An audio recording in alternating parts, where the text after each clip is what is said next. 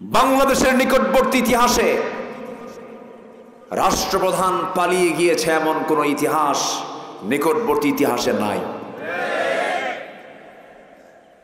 কষ্ট পাচ্ছেন নাকি আপনারা? কতগুলো কি বলার দরকার আছে? আমরা জেল খাটবো, নামের তালিকায় নাম থাকবে, কথা কব না? হ্যাঁ,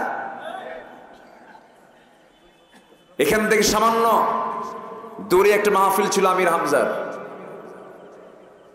মাহফিলে উঠতে দেয়নি, কথা বলতে দেয়নি। আমি শুনেছি যারা কথা বলতে দাওনি তারা কোথায় আজকে? আসল জনিত নাই। সম্মানিত ভাইয়েরা, বলেন তো আমার দেশ থেকে একটা আলেম পালাইছে? একটা আলেমের নাম বলেন। কেউ পালায় নাই। 2009 সাল, এখানে আলেম ওলামা বহু বসে আছেন। আমার জীবনের ফার্স্ট হজ 2009 সাল আমি গিয়েছিলাম।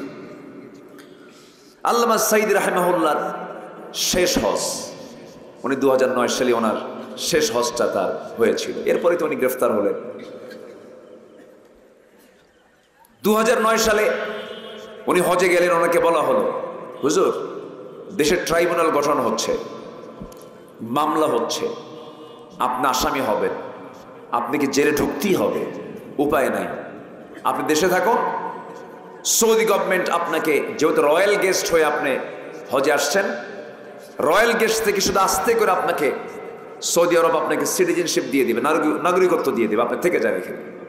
মুস্কে একখান হাসি মেরে বলে, সাইদি পালানোর জাত, সাইদি পালায় না। আমার দল, আমার কর্মীরা, আমার দলের নেতা কর্মীগুলো দেশে জেল খাটবে, মামলা খাবে, আর আমি আরামে বিদেশের মাটিতে বসে থাকবো, এমন শিক্ষা আমার রাসূল দেন নাই। দেশে এসেছেন বীরের মতো। 30 জুন 2010 গ্রেফতার হয়েছেন এবং 2023 সালের 13 আগস্ট মৃত্যুর শেষ নিঃশ্বাস পর্যন্ত আল্লাহর সন্তুষ্টি নিয়ে হাসি মুখে দুনিয়া থেকে বিদায় নিয়েছেন। এত সস্তা, ইমানটাকে টিকে রাখা এত সস্তা বিষয় নয়। যেদিকে বৃষ্টি সেই দিকে ছাতা, আল্লাহ বোঝে মনের খবর। ইন্নাল্লাহা লা ইয়ানজুরু ইলা সুওয়ারিকুম, আল্লাহ তোমাদের চেহারা দেখবেন না, বেশভূষা শুধু দেখবেন না, আল্লাহ দেখবেন ওয়ালাকি ইয়ানজুরু ইলা কুলুবিকুম ওয়া আমালিকুম, তোমাদের অন্তর দেখবেন, তোমাদের আমলনামা দেখবেন। 2 ঘন্টা আগে মাহফিল বন্ধ করে দিয়েছে, নাটক করেছে, এমন রেকর্ডও আছে না নাই? এখন কি থানায় যাওয়া লাগে? চিন্তা করুন তাহলে, কোরআন শোনার জন্য কোথায় যাওয়া লাগতো? থানায়। মদ খাওয়ার জন্য যাওয়া লাগতো? যাওয়া লাগতো।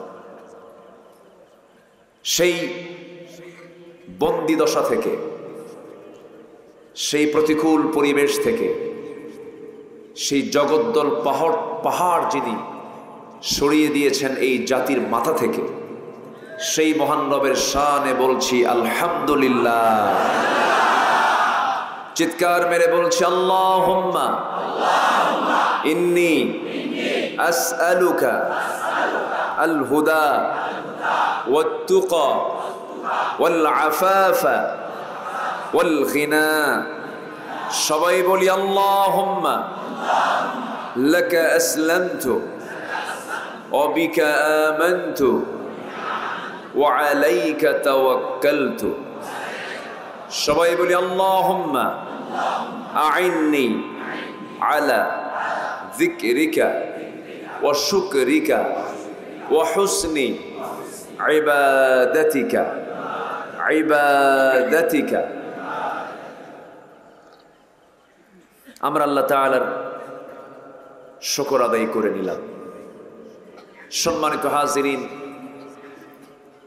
সম্মানিত দ্বীনি ভাইরা, হাজার হাজার মানুষের এই সমাগম এটা প্রমাণ করে এই অঞ্চলের মানুষ কোরআন প্রেমী, ইসলাম প্রেমী, দিন প্রেমী। সম্মানিত হাজিরিন, আমি যে খুব বেশি লম্বা সময় কথা বলবো তা নয়, নাতি দীর্ঘ কথা বলবো ইনশাআল্লাহ। শর্ত হচ্ছে আমি একটু বলতে চাই, আমার দেশে কিন্তু ওয়াজ কম হয়নি জীবনে, যদিও তারা বন্ধ রেখেছিল, কিন্তু এরপরেও এই দেশে ওয়াজ মাহফিল মোটামুটি হয় কি হয় না বলেন? হয়। এখন তো মাহফিল ছিল, 16 বছর যে মাহফিল হয়নি তা না। একটা কথা আমি বলেই ফেলি, দীর্ঘ 16 বছরে বিগত জালিম সরকারের যারা সুযোগ সুবিধা বেশি গ্রহণ করেছে, ওদেরকে আপনি কি বলবেন বলেন? আমি বলবো না, আপনি বলেন। বিগত 16 বছর ওই সরকার যদি জালিম হয়ে থাকে, জালিম কিনা বলেন? আস্তে জালিম কিনা বলেন? আমি নাকি রাজাকার ছিলাম, আমার দেখে মনে হয় ঢাকা ইউনিভার্সিটির এই ছেলেরা তারপরে গোটা পৃথিবী, গোটা দেশের বিভিন্ন বিশ্ববিদ্যালয়ের ছেলেরা কেবল তারা অনার্সে পড়ে মাস্টার্স পরীক্ষা দিচ্ছে, বয়স কত হবে? 20, 22, 23, 24, 25, ওরাও রাজাকার। মানে কিছু হইলেই রাজাকার শব্দটা তারা লাগায় দিত, এটা ট্যাগ লাগায় দিত। সম্মানিত ভাইয়েরা, এত বড় জুলুম যারা চালালো, এই দীর্ঘ 16 বছর যারা জুলুমশাহী শাসনের আমলে যারা সর্বোচ্চ সুযোগ সুবিধা যারা গ্রহণ করেছে, এদেরকে কিন্তু মাথায় নেওয়া দরকার। আসতে বলবেন না, জোরে বলেন ঠিক কিনা? ওরা হচ্ছে ধূর্ত ভাইরাস, ওটা মারাত্মক ক্যান্সার, ওটা এটা সাবধানে থাকতে হবে। সম্মানিত ভাইয়েরা, সম্মানিত বন্ধুগণ, আমি সেখান থেকে কথা বলতে চাই। আমরা এখানে এসেছি, পোস্টারে লেখা থাকে, এই পোস্টারে লেখা আছে কিনা জানি না, অনেক জায়গায় লেখা থাকে, যুক্ত মাহফিলে উপস্থিত হয়ে দোজাহানের কামিয়াবি হাসিল করুন, লেখা থাকে না? এইভাবে লেখা থাকে অনেক জায়গায়। দোজাহান মানে কি বলেন? দুটো কালকে বোঝানো হয়েছে, একটা ইহকাল, আরেকটা কি বলেন?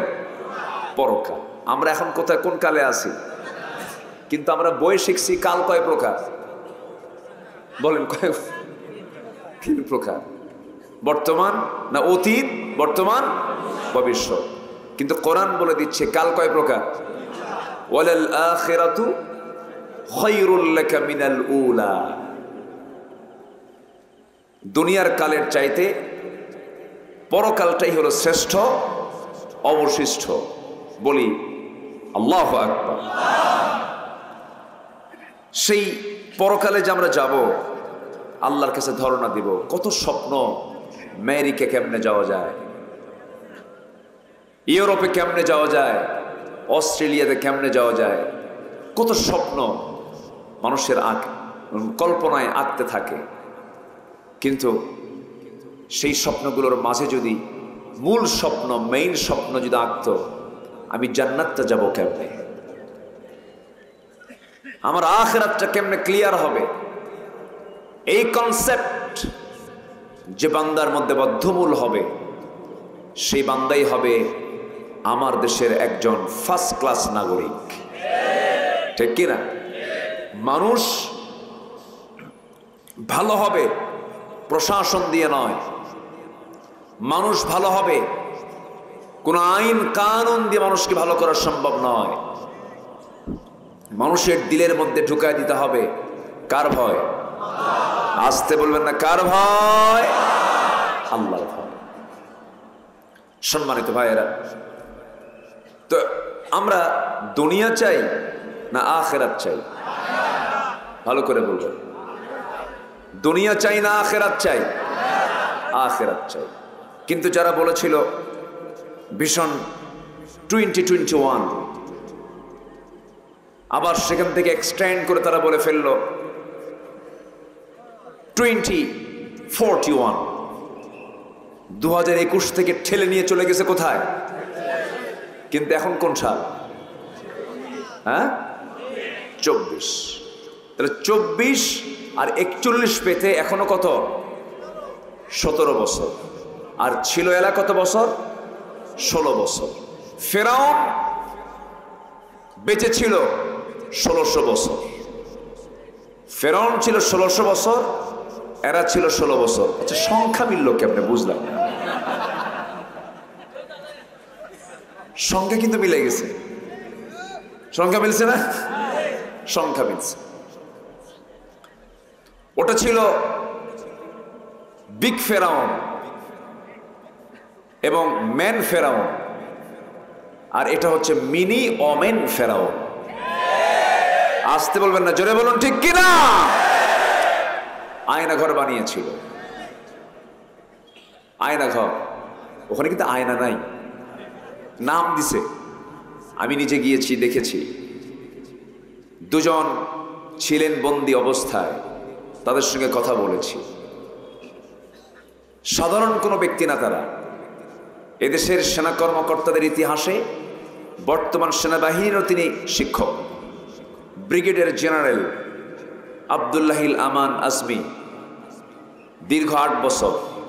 উনি বললেন, আল্লাহর দেওয়া নিয়ামত, সূর্যের চেহারা আমাকে দেখতে দেয়নি ওরা। অপরাধ কি? অপরাধ হলো তিনি হকের পক্ষে কিছু কথা বলেছেন, মানবতার পক্ষে কিছু কথা বলেছেন, ন্যায়ের পক্ষে কিছু কথা বলেছেন। সম্মানিত ভাইয়েরা, একটা কথা আছে, সকল স্বাধীনতা দেবার আগে জাতিকে দিতে হবে আগে কথা বলার স্বাধীনতা। সেই স্বাধীনতা কি ছিল? আসতে বলবেন না, ছিল।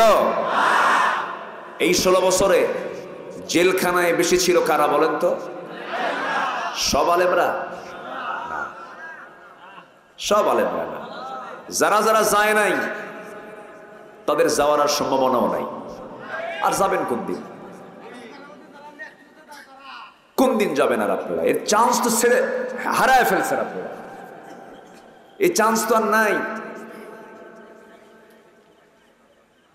সম্মানিত বন্ধুগণ, যে অত্যাচার, যে জুলুমগুলো তারা চালিয়েছে, এটা নির্মম, পাশবিক, অমানবিক।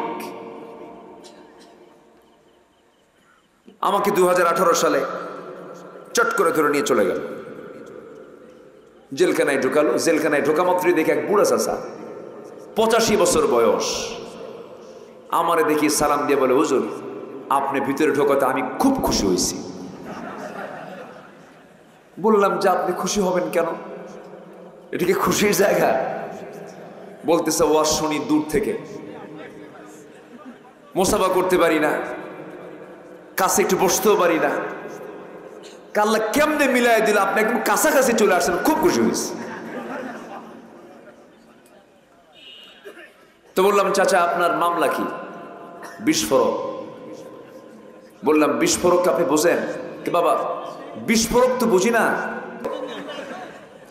মামলাটাও বোঝে না। বিস্ফোরক হচ্ছে বোমা মারার জন্য, ককটেল মারার জন্য যে হাতগুলো প্রস্তুত থাকে, এরকম যারা করে এদেরকে এই মামলাগুলো দিয়ে দেয়। বলেন তো 85 বছরের হাত কি ফিটনেস ঠিক থাকে? হাত ঠিক আছে? মামলা দিয়ে দিছে তারে ওই নামে।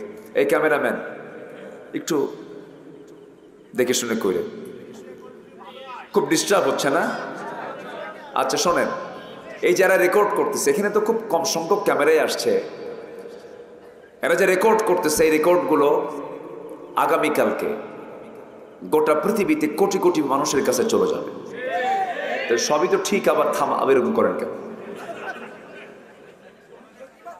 তো ওটা তো আর মানুষ না, ওটা মেশিন। আচ্ছা থামেন, এখন এই রেকর্ডটা করার জন্য সামনে তো রাখতে হবে ওরে। এখন 2-1 মানুষের যদি একটু কষ্ট হয়, একটু মাথা পেতে নিতে হবে। হ্যাঁ, সবই ঠিক, এটা যেন মনে থাকে। ব্যাস আওয়াজ দিবেন না। এখানে আওয়াজ হবে এখন কয়জনের? মসজিদে আওয়াজ হয় কয়জনের? আর বাজারে আওয়াজ হয় জনে জনে, আর মসজিদে আওয়াজ হয় একজনে। এটাই হচ্ছে বরকত আর রহমতের কারণ। বলি আলহামদুলিল্লাহ। মসজিদে আওয়াজ হয় কয়জনে, মাহফিল আওয়াজ হয় কয়জনে, আর বাজারে আওয়াজ হয় জনে জনে। এই জন্য ওয়াবগাদুল আহাব্বুল বিলাদি ইলাল্লাহি মাসাজিদুহা, আল্লাহর কাছে প্রিয় জায়গা হলো মসজিদ। কেন? রহমতের জায়গা। বলি আলহামদুলিল্লাহ। সম্মানিত ভাইয়েরা, তাহলে আমাদের যদি মূল টার্গেট যদি হতো আখিরাত সবার, এমন চিত্র কি আমার দেশে দেখা লাগতো? আসতে বলবেন, দেখা লাগতো? আখিরাতে বিশ্বাসী মানুষ কি 2041 সালে টার্গেট দেয়? মালাকুল মউতকে আটকে রাখে? হ্যাঁ, মালাকুল মউতকে আটকে রাখছে 2041 মধ্যে তুই আসবি না, আটকে রাখছে। সম্মানিত ভাইয়েরা, সকল পরিকল্পনার মূল পরিকল্পনাকারী তিনি কে? আসতে বলবেন না, তিনি কে? আল্লাহ তাআলা। আল্লাহ রাব্বুল আলামিন বলেন, ইন্নামা আমরুহু ইযা আরাদা শাইআন আন ইয়াকুলা লাহু কুন ফায়াকুন। জোরে বলুন আল্লাহু আকবার। আল্লাহ রাব্বুল আলামিন যখন কোন কাজের সিদ্ধান্ত নেন, সিদ্ধান্ত বাস্তবায়নে বান্দার সময় লেগে যায়, মাস লেগে যায়, বছর লেগে যায়, গোটা জীবন লেগে যায়, তবুও টার্গেট ফিল আপ হয় না। কিন্তু আমার আল্লাহ বলেন, যখন কোনো কাজের সিদ্ধান্ত আমি যখন নেই, শুধু বলি হয়ে যাও, সঙ্গে সঙ্গে মাইক্রো সেকেন্ডের আগে তা হয়ে যায়। জোরে বলি সুবহানাল্লাহ। তাই তো হয়ে গেল, তাই তো হয়ে গেছে। মাত্র টাইম পেয়েছিল 45 মিনিট, গুনে গুনে। দুপুরে ভাতটাও কিসমতে জোটে নাই। কেমনে জুটবে? মাসটা জুড়ে আমার আপনার সন্তানরা রাজপথে না খেয়ে মারা যাচ্ছে। ওদের খাওয়ার দরকার আছে না? রান্না হয়েছে একজনের জন্য, আর খাইছে আরেকজন যায়া। গণভবন সেদিন নামের হক আদায় হয়ে গেছে। গণভবন মানে হলো একা থাকার জায়গা নয়, গণ সবাই থাকবে। সেই দিন আর একা থাকে নাই। 5 অগস্টের বিকাল টু সন্ধ্যা পর্যন্ত একা না গণ, সব গিয়ে একদম যা ইচ্ছা তাই খাইছে, মাস্টার্স ধরেও আনছে। সম্মানিত ভাইয়েরা, সম্মানিত বন্ধুগণ, অনেক চিত্র আমরা দেখতে পেলাম। আল্লাহ তাআলা আছেন না নাই? আসতে বলবেন না, আল্লাহ তাআলা আছেন না নাই? আগেও ছিলেন, ভবিষ্যতেও থাকবে। এটা একটা আয়াত, কিন্তু আমরা শুনি, কিন্তু এটা একটা আয়াত। আল্লাহ রাব্বুল আলামিন বলেন, হুয়াল আউয়ালু ওয়াল আখিরু ওয়াল যাহিরু ওয়াল বাতিন ওয়া হুয়া বিকুল্লি শাইইন আলীম। জোরে বলুন আল্লাহু আকবার। তিনি প্রকাশ্য, তিনি গোপন, তিনি প্রথম, তিনি শেষ, সকল ক্ষমতার একমাত্র উৎস তিনি আমার কে? আল্লাহ পাক। সম্মান তিনিই দেন, আবার তিনি বেইজ্জত করেন। হায়রে, আমাদের নামে তালিকা করলো বছর 2 আগে, 116 জন আলেমের তালিকা করলো, 116 জন। এর মধ্যে আমার নামটাও ছিল। আমারও কালামানিক বলে নাই। কালামানিকের নাম শুনছেন তো? এই কালামানিক 116 জন আলেমের তালিকা করেছে, এর মধ্যে আমার নামটাও ঢুকাইছে। তো প্রশ্ন করা হলো, বলে যে উস্কানিমূলক কথা কয়,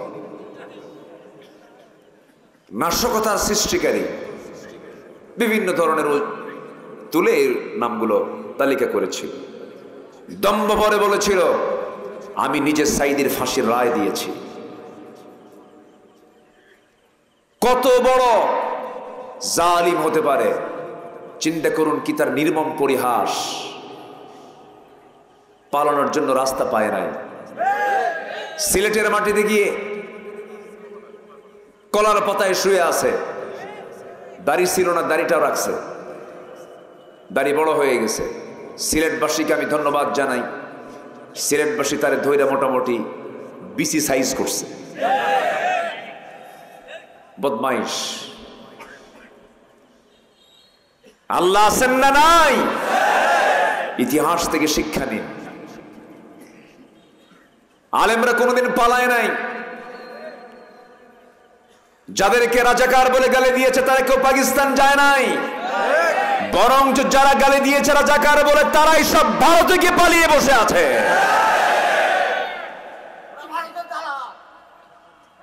সম্মানিত ভাইয়েরা, সম্মানিত বন্ধুগণ, বাংলাদেশের নিকটবর্তী ইতিহাসে রাষ্ট্রপ্রধান পালিয়ে গিয়েছে এমন কোন ইতিহাস নিকটবর্তী ইতিহাসে নাই। কষ্ট পাচ্ছেন নাকি আপনারা? কতগুলো কি বলার দরকার আছে? আমরা জেল খাটবো, নামের তালিকায় নাম থাকবে, কথা কম না? হ্যাঁ, এখান থেকে সামান্য দূরে একটা মাহফিল ছিল আমির হামজার, মাহফিলে উঠতে দেয়নি, কথা বলতে দেয়নি। আমি শুনেছি। যারা কথা বলতে দাওনি তারা কোথায় আজকে? আসল জনিত নাই। সম্মানিত ভাইয়েরা, বলেন তো আমার দেশ থেকে একটা আলেম পালাইছে? একটা আলেমের নাম বলেন। কেউ পালায় নাই। 2009 সাল, এখানে আলেম ওলামা বহু বসে আছেন। আমার জীবনের ফার্স্ট হজ 2009 সাল আমি গিয়েছিলাম। আল্লামা সাইদ রাহিমাহুল্লাহর শেষ হজ, উনি 2009 সালে ওনার শেষ হজটা তার হয়েছিল। এরপরে তো উনি গ্রেফতার হলেন। 2009 সালে উনি হজে গেলেন। ওনাকে বলা হলো, হুজুর দেশের ট্রাইব্যুনাল গঠন হচ্ছে, মামলা হচ্ছে, আপনি আসামি হবেন, আপনাকে জেলে ঢুকতেই হবে, উপায় নাই, আপনি দেশে থাকুন। সৌদি গভর্নমেন্ট আপনাকে, যেহেতু রয়্যাল গেস্ট হয়ে আপনি হজে আসছেন, রয়্যাল গেস্ট থেকে শুধু আস্তে করে আপনাকে সৌদি আরব আপনাকে সিটিজেনশিপ দিয়ে দিবে, নাগরিকত্ব দিয়ে দিবে, আপনি থেকে যান এখানে। মুস্কে একখান হাসি মেরে বলে, সাইদি পালানোর জাত, সাইদি পালায় না। আমার দল, আমার কর্মীরা, আমার দলের নেতা কর্মীগুলো দেশে জেল খাটবে, মামলা খাবে, আর আমি আরামে বিদেশের মাটিতে বসে থাকবো, এমন শিক্ষা আমার রাসূল দেন নাই। দেশে এসেছেন বীরের মতো। 30 জুন 2010 গ্রেফতার হয়েছেন এবং 2023 সালের 13 আগস্ট মৃত্যুর শেষ নিঃশ্বাস পর্যন্ত আল্লাহর সন্তুষ্টি নিয়ে হাসি মুখে দুনিয়া থেকে বিদায় নিয়েছেন। এত সস্তা, ইমানটাকে টিকে রাখা এত সস্তা বিষয় নয়। যেদিকে বৃষ্টি সেই দিকে ছাতা, আল্লাহ বোঝে মনের খবর। ইন্নাল্লাহা লা ইয়ানজুরু ইলা সুওয়ারিকুম, আল্লাহ তোমাদের চেহারা দেখবেন না, বেশভূষা শুধু দেখবেন না, আল্লাহ দেখবেন ওয়ালাকি ইয়ানজুরু ইলা কুলুবিকুম ওয়া আমালিকুম, তোমাদের অন্তর দেখবেন, তোমাদের আমলনামা দেখবেন। সম্প্রতি যশোরের একটা মাহফিলে খুব ভালো লেগেছে।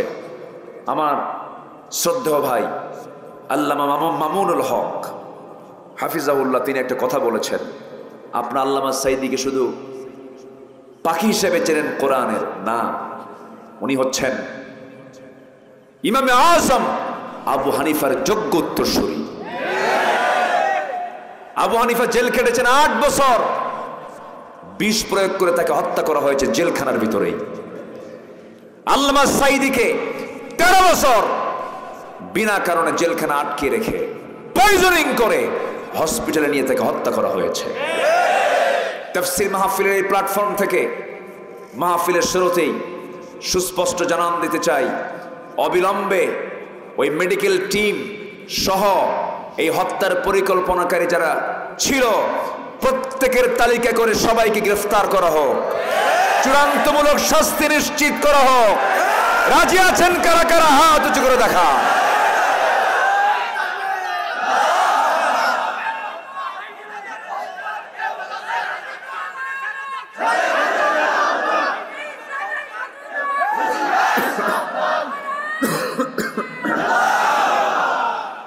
আল্লাহ কবুল করুন, জোরে বলি আমিন, আরো জোরে আমিন।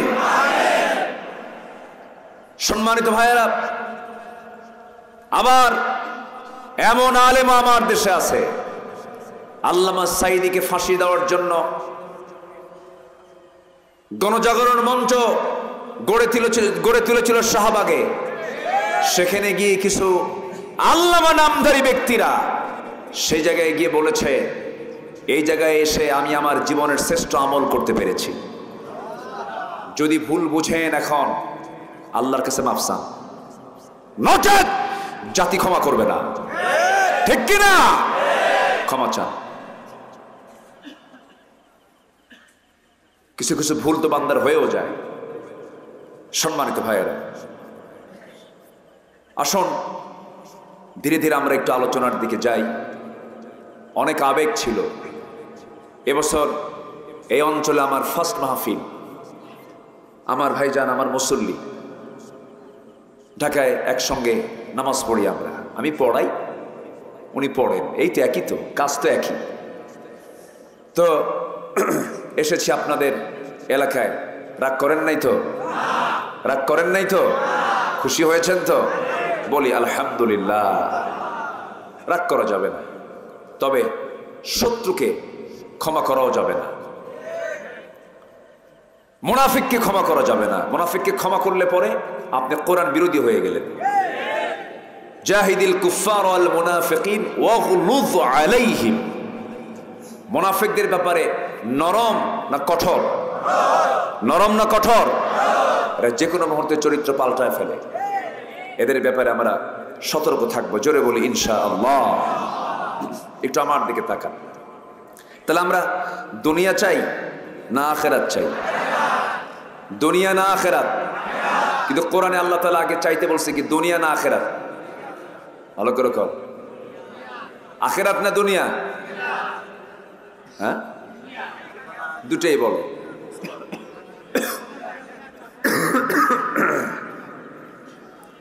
একটু ঠান্ডা লাগছে, বুকে খুব কফ জমেছে। এই যে ঠান্ডা গরম, একটু দোয়া করবেন না আমার জন্য ইনশাআল্লাহ। কিন্তু আল্লাহ রাব্বুল আলামিন দুনিয়ার হাসানার কথা আগে বলে দিয়েছেন। যারা পারেন ঠোঁট মিলিয়ে বলুন, রব্বানা আতিনা ফিদ দুনিয়া হাসানাতাও ওয়া ফিল আখিরাতি হাসানাতাও ওয়া কিনা আযাবান নার ওয়াজআলনাল জান্নাতা মাআল আবরার। জোরে বলুন আল্লাহু আকবার। আয় আল্লাহ তাআলা, তুমি আমাকে দুনিয়ার হাসানা দিয়ে দাও, এরপরে জাহান্নাম থেকে বাঁচাও। আখিরাতের হাসানাও তুমি আমাকে দিয়ে দাও। দুনিয়াকে সুন্দর করব আমরা, আখিরাতটা সুন্দর পেয়ে যাব। দুনিয়াটা সুন্দর হয়ে যাবে, আখিরাতটা সুন্দর হয়ে যাবে। দুনিয়াটাকে সুদ দিয়ে সাজাবো, দুনিয়াটাকে মদ দিয়ে সাজাবো, দুনিয়াটাকে জেনা দিয়ে সাজাবো, দুনিয়াকে মিথ্যা দিয়ে সাজাবো। দুনিয়া তখন সুন্দর থাকবে না, সুন্দর হয়ে যাবে। বলেন কি হয়ে যাবে? অসুন্দর হয়ে যাবে। জিকির করি লা ইলাহা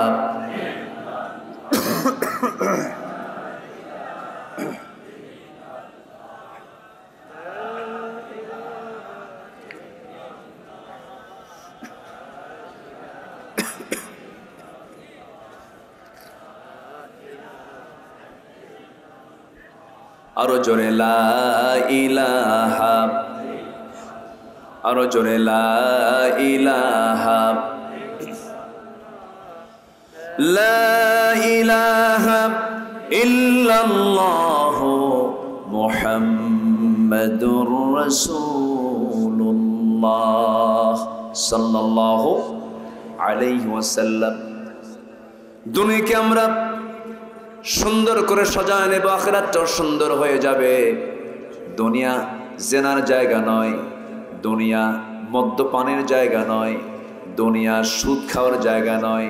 কিন্তু দুঃখজনক হলেও সত্য, আমার দেশে এই সমস্ত অপকর্মের পরিমাণ কম না বেশি? আমি কি আলোচনা করব? তো এরকম লাইন ধরলো কেন সবাই? এই যে কিছু কিছু লাইন কোথায় আবার আসবে? ও মানে অনেক আগে বসার কারণে চাপচুপ লাগছে। ও আচ্ছা, আবার আসবে তারা। কিন্তু এইরকম করলে তো সমস্যা। একটু মাহফিলের শৃঙ্খলা একটু হলেও একটু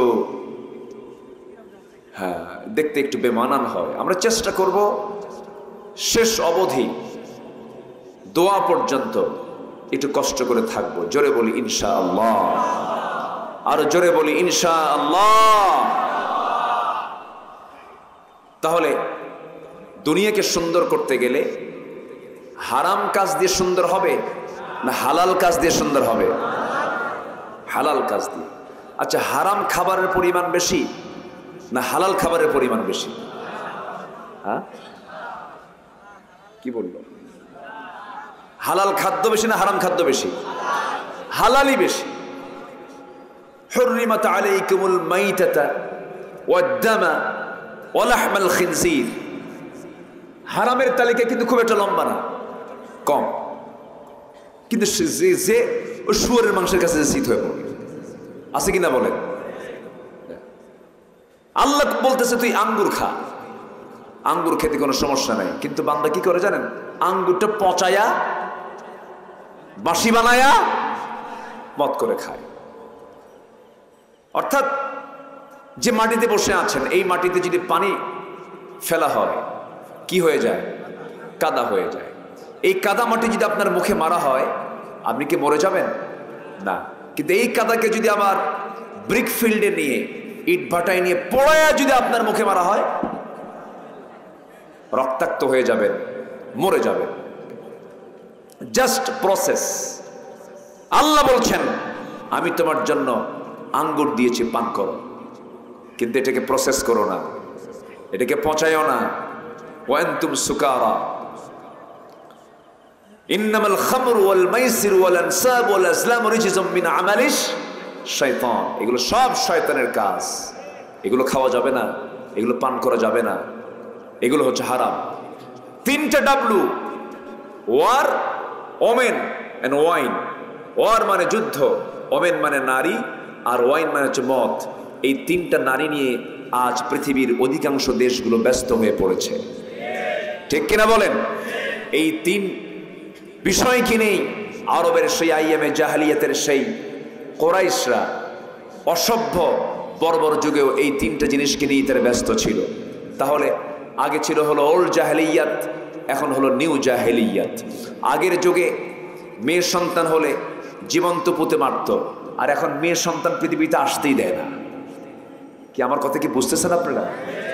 মেয়ে সন্তান আসতেই দেয় না, যায় টেস্ট করে, টেস্ট করে যদি দেখে যদি মেয়ে সন্তান, ওখানেই ভ্রণটাকে নষ্ট করে ফেললো।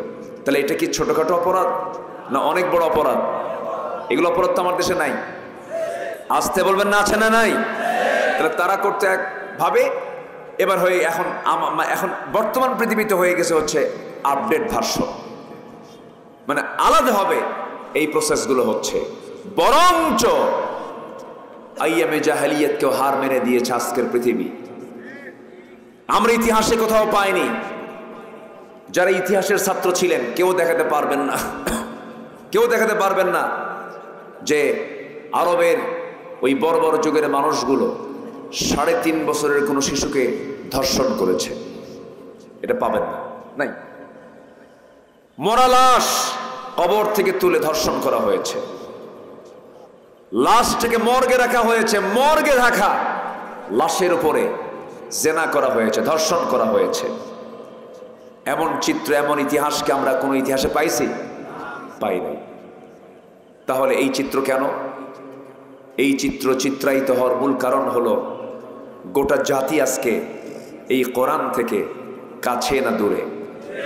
আসতে বলবেন না, কাছে না দূরে? এই কিতাব থেকে দূরে থাকা মানে কি? আল্লাহ থেকেও আসতে, আল্লাহ থেকেও, আল্লাহর ভয় থেকেও দূরে থাকা। আমার বন্ধুগণ, এই জন্য এই কিতাবের সঙ্গে সম্পর্ক রাখতে হবে। সবার আগে এই কিতাবকে আত্মস্থ করার চেষ্টা করতে হবে। আখিরাতের প্রস্তুতির জন্য, পরীক্ষায় যেমন পরীক্ষা দিতে গেলে প্রস্তুতির জন্য কিসের প্রস্তুতি নিতে হয়? বইয়ের প্রস্তুতি নিতে হয়, পড়ার প্রস্তুতি নিতে হয়। তেমনি জান্নাত পেতে গেলে না পড়ে, না জেনে, না বুঝে জান্নাত মিলবে না। সেই সিলেবাস হলো একটা মাত্র সিলেবাস। জান্নাতে যাওয়ার সিলেবাস কয়টা বলেন? আর হাদিস কি? হাদিস এর ব্যাখ্যা, হাদিসের ব্যাখ্যা। তাহলে মূলত সিলেবাস কয়টা? একটা। এই সিলেবাস হলো জান্নাতে যাওয়ার সিলেবাস। সবাইকে শিখতে হবে, জানতে হবে। হয়তো অনেক একটু মনে মনে চিন্তা করতেছে, হুজুর এই বুড়া বয়সে আপনি কি চিন্তা মাথার মধ্যে ঢুকায় দিয়ে এখন পড়বো কেমনে? আমার বন্ধুগণ, আমার নিজের চোখে দেখা, আমি আমার নিজের হাতেও মাথায় দাস্তারবন্দি দিয়েছি। 5 থেকে 6 বছর বয়স, অথচ তার সিনার মধ্যে 30 পারা কোরআন মুখস্থ। জোরে কোন সুবহানাল্লাহ। কে দিয়েছেন? আসতে বলবেন না, কে দিয়েছেন? তাহলে কোরআন জানার দরকার আলেমের না সবার? আলেমের না সবার?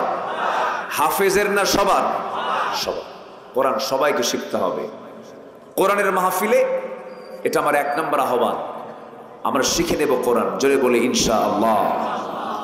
যে সিলেবাস আমরা 53 বছর পাইছি, এই সিলেবাসে জাতির কিছুই হয় নাই।